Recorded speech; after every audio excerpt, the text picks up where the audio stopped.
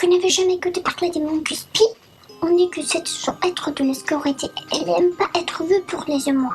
Bon, moi, une que j'ai pris ma médecine à comité pour le vertige, parce que la nuit était froide, j'étais assise sur mon fauteuil pour rester. Je laissais me starter d'horreur, et tout à coup les yeux tournaient violets. J'étais alarmée et impressionnée, et je courais aux chambres de mes grands-parents. Peut-être ils étaient aussi étonnés. Toutefois, quand je suis arrivée, ils s'aimeraient normal une autre fois. Je suis retournée à ma chambre et je suis violée ma plus fort.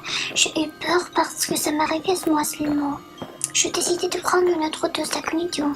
Peut-être la belle-mère ne m'avait donné le vœu que je voulais.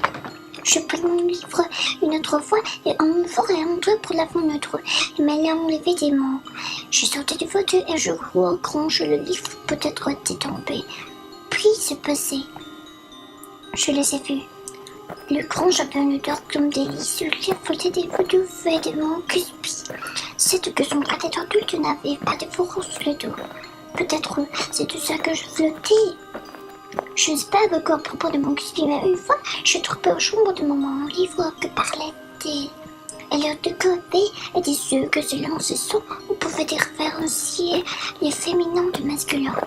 Elle ne m'avait pas découverte, mais moi je pouvais voir que le féminin hurlait finement, mais le masculin le plus rudement. J'étais si étonnée pour le voir que j'ai oublié ma luche jolie. Je n'avais pas pris ma médecine phosphorante. Juste en seconde, j'essayais de ne le faire pas.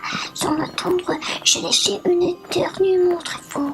Et alors, le cauchemar est commencé. Les mains cuspions me tournaient, premièrement peureuse, mais en manipulation, je l'avais tout de mon tournant. Au bout, les adultes, et à ce côté, les bûcherons, toutes fâchées. Un peu trop fâche m'a fait tomber sur la paille.